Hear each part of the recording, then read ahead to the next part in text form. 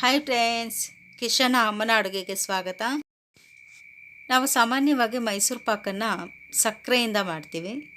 ಒಂದು ಸಲ ಈ ರೀತಿಯಲ್ಲಿ ಬೆಲ್ಲವನ್ನು ಉಪಯೋಗಿಸ್ಕೊಂಡು ಮೈಸೂರು ಪಾಕನ್ನು ಮಾಡಿ, ಎಲ್ರಿಗೂ ತುಂಬಾ ಇಷ್ಟ ಆಗುತ್ತೆ.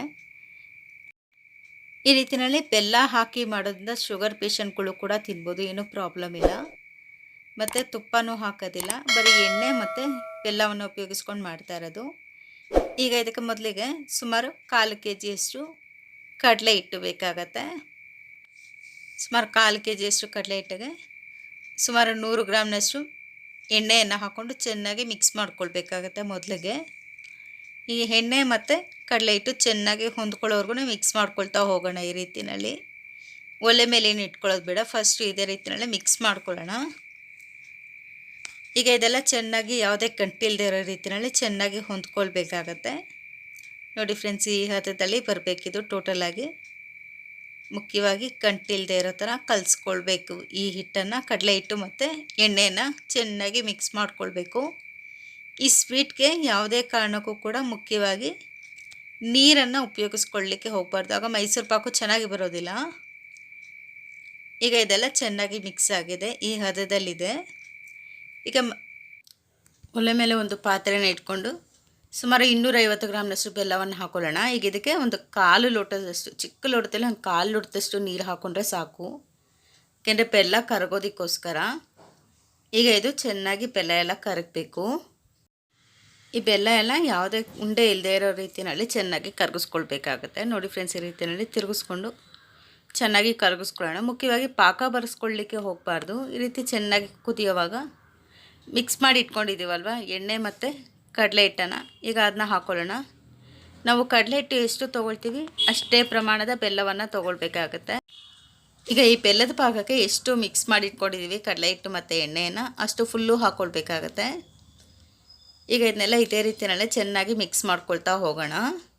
ಇದು ಸ್ವಲ್ಪ ಗಟ್ಟಿ ಆಗೋವರೆಗೂ ಇದೇ ರೀತಿಯಲ್ಲೇ ತಿರುಗಿಸ್ಕೊಳ್ತಾ ಹೋಗಬೇಕಾಗತ್ತೆ. ಈ ರೀತಿಯಲ್ಲಿ ಮಾಡ್ಕೊಳ್ಳುವಾಗ ಆದಷ್ಟು ಉರಿ ಮೀಡಿಯಮಲ್ಲಿ ಇಟ್ಕೊಂಡು ಮಾಡ್ಕೊಳ್ಬೇಕಾಗತ್ತೆ, ಇಲ್ಲಾಂದರೆ ತಳ ಸೀದು ಹೋಗ್ಬಿಡುತ್ತೆ, ಆಗ ಮೈಸೂರು ಪಾಕು ಚೆನ್ನಾಗಿ ಬರೋದಿಲ್ಲ. ಈಗ ಇದನ್ನೆಲ್ಲ ಚೆನ್ನಾಗಿ ರೀತಿಯಲ್ಲಿ ಮಿಕ್ಸ್ ಮಾಡ್ಕೊಳ್ತಾ ಹೋಗೋಣ.